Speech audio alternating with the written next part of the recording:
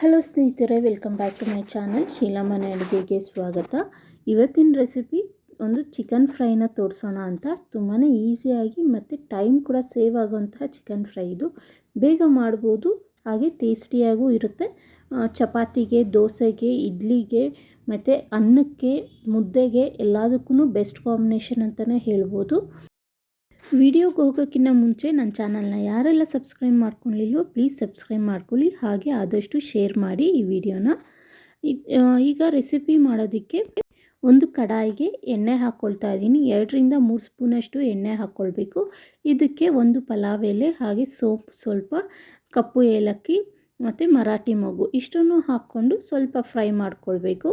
ಅದ್ರ ಜೊತೆಗೆ 2 ಈರುಳ್ಳಿ ಮತ್ತು 4ರಿಂದ 5 ಹಸಿಮೆಣಸಿನ್ಕಾಯಿನ ಉದ್ದುದ್ದಕ್ಕೆ ಸೀಳ್ಕೊಂಡಿದ್ದೀನಿ. ಎರಡನ್ನೂ ಹಾಕ್ಕೊಂಡು ಚೆನ್ನಾಗಿ ಫ್ರೈ ಮಾಡ್ಕೊಳ್ಬೇಕು. ಕರಿಬೇವಿದ್ದರೆ ಕರಿಬೇವು ಕೂಡ ಹಾಕ್ಕೊಳ್ಬೋದು, ಅದು ಕೂಡ ಫ್ಲೇವರ್ ಚೆನ್ನಾಗಿರುತ್ತೆ. ಎಲ್ಲ ಹಾಕಿ ಚೆನ್ನಾಗಿ ಈರುಳ್ಳಿ ಫ್ರೈ ಆಗೋವರೆಗೂ ಬೇಯಿಸ್ಕೊಳ್ಬೇಕು. ಈ ರೀತಿ ಚೆನ್ನಾಗಿ ಕಲಿಸ್ಕೊಳ್ತಾ ಇರಬೇಕು. ತುಂಬಾ ಈಸಿಯಾಗಿ ಮಾಡ್ಬೋದು, ಹಾಗೆ ತುಂಬಾ ಟೇಸ್ಟಿಯಾಗಿರುತ್ತೆ. ಈಗ ತೊಳೆದಿಟ್ಕೊಂಡಿರೋಂಥ 1 kg ಚಿಕನ್ನ ತೊಗೊತಾ ಇದ್ದೀನಿ. ಕ್ಲೀನ್ ಮಾಡಿ ವಾಶ್ ಮಾಡಿ ಇಟ್ಕೊಂಡಿದ್ದೆ. ಅದನ್ನು ಹಾಕ್ಕೊಂಡು ಚೆನ್ನಾಗಿ ಕಲಿಸ್ಕೊಳ್ಬೇಕು. ಇಲ್ಲಿ 1 kg ಚಿಕನ್ನ ತೊಗೊಂಡಿದ್ದೀನಿ. ಎಲ್ಲ ಚೆನ್ನಾಗಿ ನಾರ್ಮಲ್ ವಾಟರಲ್ಲೇ ಕ್ಲೀನ್ ಮಾಡಿಟ್ಕೊಂಡಿದ್ದೀನಿ. ಹಾಕಿ ಚೆನ್ನಾಗಿ ಕಲಿಸ್ಕೊಂಡು 1/4 ಸ್ಪೂನಷ್ಟು ಅರಿಶಿನ ಹಾಕ್ಕೊಳ್ಬೇಕು. ಹಾಗೆ ಚಿಕನ್ ಬೇಯೋದಕ್ಕೆ ಉಪ್ಪು ಹಾಕ್ಕೊಳ್ಬೇಕು. ನಾನಿಲ್ಲಿ ಕಲ್ಲುಪ್ಪನ್ನ ಯೂಸ್ ಮಾಡ್ಕೊಳ್ತಾ ಇದ್ದೀನಿ.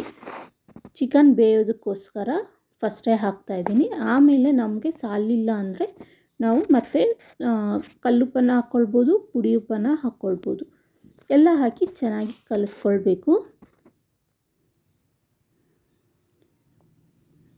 ಈ ರೀತಿ ಚೆನ್ನಾಗಿ ಕಲಸಿ ಲಿಡ್ನ ಕ್ಲೋಸ್ ಮಾಡಿ ಬೇಯೋದಕ್ಕೆ ಬಿಡಬೇಕು. ನೋಡಿ, ಸ್ವಲ್ಪ ಹೊತ್ತು ಬೇಯೋದಕ್ಕೆ ಬಿಟ್ಟಿದೆ. ನೀರೆಲ್ಲ ಬಿಟ್ಕೊಂಡಿದೆ. ನಾವು ನೀರು ಹಾಕೋ ಅವಶ್ಯಕತೆಯೇ ಇಲ್ಲ, ಅದೇ ನೀರು ಬಿಟ್ಕೊಳ್ಳುತ್ತೆ ಚಿಕನ್ನಲ್ಲಿರೋದು. ಇದಕ್ಕೆ 1 ಸ್ಪೂನಷ್ಟು ಶುಂಠಿ ಬೆಳ್ಳುಳ್ಳಿ ಪೇಸ್ಟ್ನ ಹಾಕ್ಕೊಳ್ತಾ ಇದ್ದೀನಿ. ಹಾಕಿ ಚೆನ್ನಾಗಿ ಮಿಕ್ಸ್ ಮಾಡ್ಕೊಳ್ಬೇಕು. ಈಗ 1 ಟೊಮೆಟೊನ ಕಟ್ ಮಾಡಿ ಇಟ್ಕೊಂಡಿದ್ದೆ, ಅದನ್ನು ಹಾಕ್ಕೊಂಡು ಕಲಿಸ್ಕೊಳ್ತಾ ಇದ್ದೀನಿ. ಈ ರೆಸಿಪಿನ ನೀವು ಟ್ರೈ ಮಾಡಿ ಹೇಗೆ ಬಂತು ಅಂತ ನನಗೆ ಕಾಮೆಂಟಲ್ಲಿ ತಿಳಿಸಿ. ಮತ್ತು ಈ ರೆಸಿಪಿನ ಫ್ಯಾಮಿಲಿ ಫ್ರೆಂಡ್ಸ್ ಜೊತೆ ಶೇರ್ ಮಾಡಿ. ಯಾರೆಲ್ಲ ನನ್ನ ಚಾನಲ್ನ ಸಬ್ಸ್ಕ್ರೈಬ್ ಮಾಡ್ದಿರೋ ನೋಡ್ತಿದ್ದೀರೋ ಪ್ಲೀಸ್ ಸಬ್ಸ್ಕ್ರೈಬ್ ಮಾಡ್ಕೊಳ್ಳಿ. ಚಿಕನ್ ಬೇಯೋವರೆಗೂ ಚೆನ್ನಾಗಿ ಬೇಯಿಸ್ಕೊಳ್ಬೇಕು. 3/4 ಭಾಗ ಚಿಕನ್ ಬೇಯೋವರೆಗೂ ನಾವು ಹೀಗೆ ಬೇಯಿಸ್ಕೊಳ್ಬೇಕು. ಆಮೇಲೆ ಮಸಾಲೆ ಪೌಡರ್ಸ್ನ ಹಾಕ್ಕೊಳ್ಬೇಕು. ಫಸ್ಟೇ ಮಸಾಲೆ ಪೌಡರ್ ಹಾಕ್ಕೊಂಡು ಬೇಯಿಸ್ಕೊಂಡ್ರೆ ಚಿಕನ್ ಬೇಯೋದು ತುಂಬ ಲೇಟ್ ಇರುತ್ತಲ್ವ, ಅದಕ್ಕೆ ಒಂಥರ ಕಹಿ ಬಂದುಬಿಡುತ್ತೆ ಮಸಾಲೆ ಪೌಡರ್ಸ್ನೆಲ್ಲ ಫಸ್ಟೇ ಹಾಕ್ಕೊಂಡ್ರೆ. ಹಾಗೆ 3/4 ಭಾಗ ಬೇಯೋಷ್ಟು ಇಟ್ಕೊಳ್ಬೇಕು ಚಿಕನ್ನ.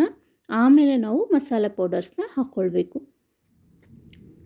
ಈ ರೀತಿ ಅವಾಗವಾಗ ಲಿಡ್ನ ಕ್ಲೋಸ್ ಮಾಡಿ ಬೇಯಿಸ್ಕೊಳ್ತಾ ಇರಬೇಕು. ಒಂಚೂರು ನೀರು ಹಾಕ್ಕೊಂಡಿದ್ದೀನಿ. ಆಲ್ರೆಡಿ ಅದರಲ್ಲೇ ನೀರು ಇತ್ತು, ಆದರೂ ನೀರು ಹಾಕ್ಕೊಂಡಿದ್ದೀನಿ. ಗ್ರೇವಿ ಮಾಡ್ತಾ ಇರೋದ್ರಿಂದ ಗ್ರೇವಿ ಕನ್ಸಿಸ್ಟೆನ್ಸಿ ಬರಲಿ ಅಂತ ನೀರು ಸ್ವಲ್ಪ ಹಾಕ್ಕೊಂಡಿದ್ದೀನಿ. ನಮಗಿನ್ನೂ ನೀರು ಬೇಕಂದರೆ ಹಾಕ್ಕೊಳ್ಬೋದು. ಮತ್ತು ಲಿಡ್ನ ಕ್ಲೋಸ್ ಮಾಡಿ ಚೆನ್ನಾಗಿ ಬೇಯಿಸ್ಕೊಳ್ತಾ ಇದ್ದೀನಿ. ನೋಡ್ಬೋದು, ಇನ್ನೂ ನೀರು ಜಾಸ್ತಿನೇ ಇದೆ ಗ್ರೇವಿಯಲ್ಲಿ. ಈಗ ನಾನು ಚಿಕನ್ ಮಸಾಲ ಹಾಕ್ಕೊಳ್ತಾ ಇದ್ದೀನಿ. ಚಿಕನ್ ಮಸಾಲ ಒಂದೇ ನಾನು ಹಾಕ್ಕೊಳ್ತಾ ಇರೋದು, ಮಸಾಲೆ ಪೌಡರ್ ಅದೊಂದೇ ಸಾಕು. ತುಂಬಾ ರುಚಿಯಾಗಿ ಬಂದಿತ್ತು. ಬೇಕಂದರೆ ಖಾರದ ಪುಡಿ ಹಾಕ್ಕೊಳ್ಬೋದು. ಆಲ್ರೆಡಿ ಚಿಕನ್ ಮಸಾಲಲ್ಲಿ ಖಾರ ಇರುತ್ತೆ, ಮತ್ತು ಹಸಿಮೆಣಸಿನ್ಕಾಯಿಯು ಹಾಕಿರೋದ್ರಿಂದ ಖಾರ ಇರುತ್ತೆ ಅಂದ್ಬಿಟ್ಟು ನಾನು ಖಾರದ ಪುಡಿ ಹಾಕಿಲ್ಲ. ಬೇಕಂದರೆ ಹಾಕ್ಕೊಳ್ಬೋದು, ಖಾರ ಇಷ್ಟಪಡೋರು ಹಾಕ್ಕೊಳ್ಬೋದು. ಇದ್ರ ಜೊತೆಗೆ ಧನಿಯಾ ಪುಡಿನೂ ಹಾಕ್ಕೊಳ್ತಾರೆ, ಬಟ್ ನಾನು ಧನಿಯಾ ಪುಡಿ ಹಾಕಿಲ್ಲ. ಇದೊಂದೇ ಹಾಕಿ ಮಾಡಿ ತುಂಬಾ ರುಚಿಯಾಗಿರುತ್ತೆ. ಕೊನೆಯಲ್ಲಿ ಒಂದು ಅರ್ಧ ನಿಂಬೆಹಣ್ಣನ್ನ ಹಿಂಡ್ಕೊಂಡಿದ್ದೀನಿ. ಹಾಗೆ ಕೊತ್ತಂಬರಿ ಸೊಪ್ಪು ಹಾಕ್ಕೊಂಡು ಕಲಿಸ್ಕೊಂಡ್ರೆ ಫೈನಲ್ ಟಚ್ ಆಯಿತು.